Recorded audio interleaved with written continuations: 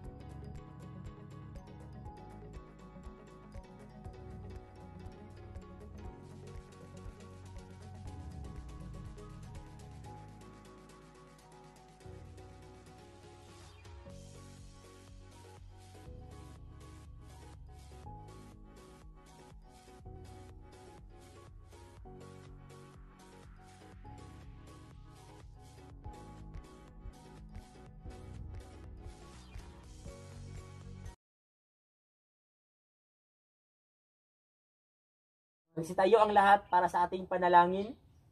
Panginoon, maraming salamat po sa panibagong araw na ito na kami ay magkakasama at magkakaroon ng panibagong talakayan. Amen. Isang mapagpalang araw ng Lunes sa inyo, Baitang 8. Ngayong araw na ito ay ating palalawakin ang inyong mga kaalaman, naliliwanagin ang inyong mga isipan, at gigisingin ang inyong mga diwang maka-Pilipino. Ako, si Ginoong Warren Timbal, ang inyong guro sa Filipino 8. Sino ang nakaalala kung ano ang tinalakay natin kahapon? Noel? Tama. Kahapon ay tinalakay natin ang sanaysay. Sino ang makapagbibigay ng kahulugan ng sanaysay? Romar? Tama ang iyong sagot. Ang sanaysay ay pagsasalaysay ng isang sanay. Ngayon, narito muna ang ating mga layunin. Natutukoy ang mga elemento ng isang tula. Ikalawang layunin na ibabahagi sa klase ang binuong komposisyon ng tula. Ikatlong layunin naman na ibabahagi ang sariling saloobin patungkol sa tulang nilikha ng bawat pangkat. Meron akong ipapakitang dalawang larawan. Ano ang masasabi nyo sa mga larawang ito? Angela, pwede mo bang ibigay ang iyong opinion? Magaling, maraming salamat. Palakpakan natin si Angela. Ayon sa kanya, ito ay isang masarap na pagkaing Pilipino. Ito naman ikalawang larawan. Anong masasabi mo, Ronald? Magaling, maraming salamat. Palakpakan natin si Ronald. Ayon sa kanya, ang ikalawang larawan ay tumutukoy sa mga pangunahing sangkap ng pagluluto ng pagkain. Ano nga bang kinalaman ng mga larawang ito sa ating aralin ngayong araw? Tayo nga ba ay magluluto? Kakain? Magaling, tama ang inyong mga kasagutan. Tulad ng mga pagkain ito, ang ating tatalakayin ngayong araw ay binubuo ng iba't ibang sangkap. Yan ang tula. Pamilyar ba kayo sa mga salitang ito? Tula, tugma, sukat, saknong, taludtod, at talinghaga. Ano nga ba ang tula? Ang tula o panulaan ay isang uri ng sining at panitikan na kilala sa malayang paggamit nito. Pinagyaman ito sa paggamit na nakakaantig na mga salita. Ito ay may mga batayan o pattern sa pagbigkas. Ngayon ay babasahin natin ang isang tula na sinulat ng ating pambansang bayani na si Dr. Jose Rizal. Ito ay may pamagat na sa aking mga kabata. Sabay-sabay nating basahin ang tulang ito. Kapag ka ang bayay sadyang umiibig sa kanyang salitang kaloob ng langit, sanlang kalayaan na saring masapit, katulad ng ibong na sa himpapawid. Pagkat ang salitay isang kahatulan, sa bayan sa nayot mga kaharian, at ang isang tao'y katulad kabagay ng alinmang likha noong kalayaan. Ang hindi magmahal sa kanyang salita, mahigit sa hayop at malansang isda. Kaya ang marapat pagyamaning kusa, katulad ng inang tunay na nagpala. Ang wikang Tagalog tulad din sa atin sa Ingles, Kastila at salitang anghel. Sapagkat ang poong maalam tumingin, ang siyang nagawad, nagbigay sa atin. Ang salitang natin tulad din sa iba na may alfabeto at sariling letra, na kaya nawalay dinatna ng sigwa ang lunday sa lawa noong dakong una. Ngayon naman ay ating susuriin ang 5 elemento ng tula sa pamamagitan o sa paggamit ng tulang ito na sinulat ni Dr. Jose Rizal. Gagawin natin ito sa isang masayang gawain. Panuto, hanapin sa hanay ba ang naaangkop na pagpapakahulugan ng mga sumusunod na salita sa hanay A. Narito ang inyong mga pagpipilian sa hanay A. Una, sukat. Pangalawa, taludtod. Pangatlo, saknong. Pang-apat, talinghaga. At ang panghuli, ang tugma. Narito naman ang inyong mga pagpipilian sa hanay ba. Una, mga linyang bumubuo sa isang saknong. Ikalawa, ang bilang ng pantig sa bawat taludtod. Pangatlo, pagkakapareho ng tunog sa dulong bahagi ng bawat taludtod. Pang-apat, binubuo ng mga taludtod o taludturan. At ang panghuli, sangkap ng tula na naglalahad ng mga nakatagong kahulugan. Kung sino ang makapagbibigay ng tamang sagot, ay makakatanggap ng nakararapat na puntos. Unang salita, sukat. Sino makapagbibigay ng tamang sagot patungkol sa kahulugan ng sukat? Rosita III? Magaling, tama ang iyong sagot. Ayon sa sagot ni Rosita III, ang bilang ng pantig sa bawat taludtod ay ang kahulugan ng salitang sukat. Magaling, palakpakan natin si Rosita III. Ikalawang salita, taludtod. Ginoong Ronald, maaari mo bang ibigay ang iyong sagot? Magaling, tama ang iyong sagot. Ayon sa sinabi ni Ronald, ang taludtod ay mga linyang bumubuo sa isang saknong. Magaling. Ikatlong salita, saknong. Angela, pwede mo bang ibigay ang iyong sagot? Magaling, tama ang iyong sagot. Ang saknong ay binubuo ng mga taludtod o taluturan. Palakpakan natin si Angela. Pang-apat na salita, ang talinghaga. Christopher, maaari mo bang ibigay ang iyong sagot? Magaling, tama ang iyong sagot. Ang talinghaga ay sangkap ng tula na naglalahad ng mga nakatagong kahulugan. Palakpakan natin si Christopher. At ang panghuling salita, tugma. Maaari mo bang ibigay ang iyong sagot, Ethel? Tama ang iyong sagot. Ang tugma ay ang pagkakapareho ng tunog sa dulong bahagi ng bawat taludtod. Ngayon naman ay hanapin natin ang mga elementong ito mula sa ating tulang binasa. Sino ang makapagtuturo kung nasaan dito ang saknong? Angel. Magaling. Tama ang iyong sagot. Ibig sabihin, ang tulang para sa aking mga kabata ay binubuo ng 5 saknong. Tama ang inyong mga sagot. Ikalawang salita, ang taludtod. Sino makapagtuturo kung nasaan dito ang mga taludtod? Ayon sa ating binasa kanina, ang taludtod ay ang mga linyang bumubuo sa isang saknong. Ruben, maaari mo bang ibigay ang sagot? Magaling. Tama ang inyong mga sagot.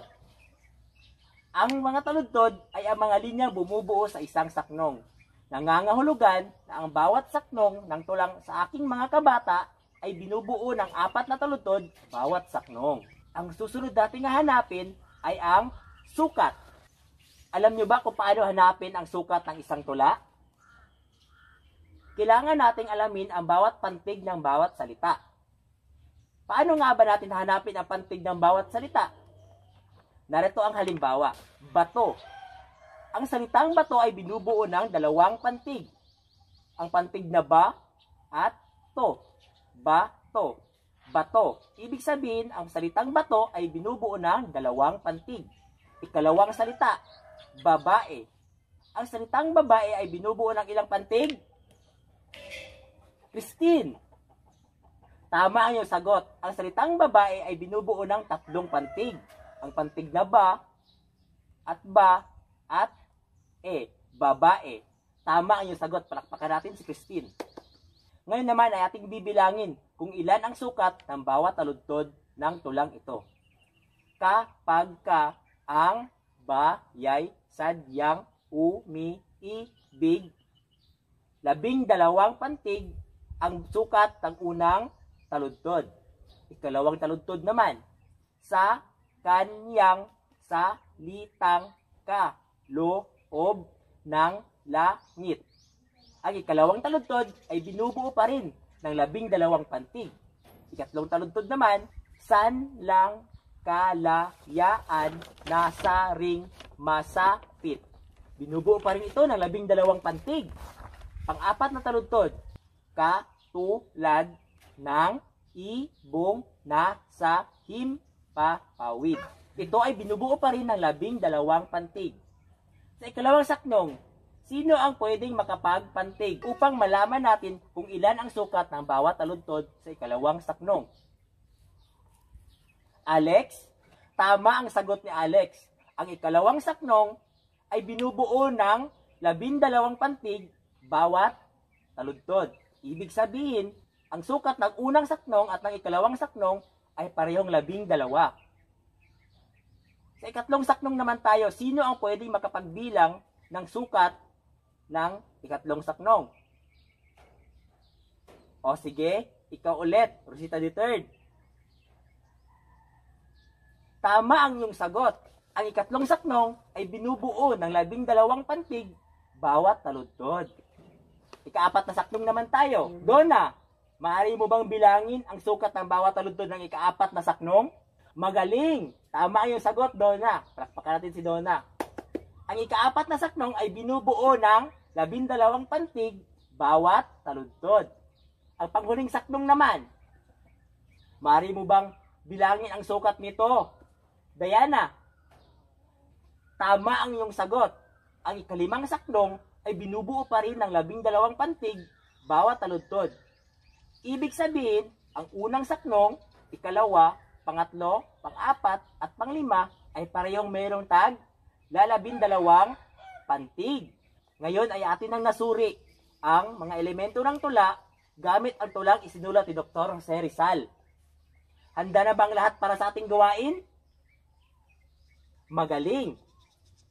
Bago ang lahat, nais kong bubuo tayo ng 4 na pangkat. Ang bawat pangkat ay binubuo ng tigli 5 miyembro. Maaari mo na simulan ang pagbibilang, Ruben. Una, pangalawa, pangatlo, pang-apat, pang-lima. Panuto. Ito ay isang pangkatang talakayan. Bumuo ng isang komposisyon ng tula na mayroong sukat, tugma, talinghaga, saknong, at taludtod. Upang maibigay natin ang naaangkop na puntos para sa inyong gawain, narito ang rubrics. Handa na ba ang lahat? Meron lamang kayong 10 minuto para sa gawain ito. At ang 10 minutong yan ay nagsisimula na ngayon mismo. Handa na ba ang lahat para sa presentasyon? Magaling! Inaasahan ko na ang bawat pangkat ay bumuo ng isang napakagandang tula. Ang unang maglalahad ng kanyang presentasyon ay ang unang pangkat. Magaling! Napakagaling ng unang pangkat. Ikalawang pangkat naman. Ang ganda at ang galing na ikalawang pangkat. Ikatlong pangkat naman. Yun, napakaganda. Mapapasa na all ka na lang talaga sa kanilang tula. Ikaapat na pangkat. Napakagaling. Palakpakan natin ang ating mga sarili. Base sa inyong isinagawang presentasyon. Ano-ano nga ba ang inyong mga natutunan o ang inyong mga saloobin base sa kahalagahan ng tula sa buhay ng tao at sa ating bansa? Ruben? Magaling! Tama ang iyong sagot. Grace? Magaling! Tama ang iyong sagot. At panghuli? Ethel? Tama ang iyong sagot. Inaasahan ko na ang bawat isa sa atin dito ay mayroong natutunan ngayong araw na ito. Ngayon naman, kumuha kayo ng isang kalahating papel at sagutin ang mga sumusunod na katanungan. Una, bakit mahalaga ang tugma bilang isang elemento ng tula? Ikalawa, kung ikaw ay papipiliin, ano ang mas nais mo? Tulang may sukat ngunit walang tugma? O tulang may tugma ngunit walang sukat? Tapos na ba ang lahat? Magaling, ipasa ang inyong mga papel. Narito ang inyong takdang aralin para sa ating talakayan bukas. Magsaliksik patungkol sa mga uri ng tayutay. Inaasahan ko na ang bawat isa ay mayroong natutunan ngayong araw na ito.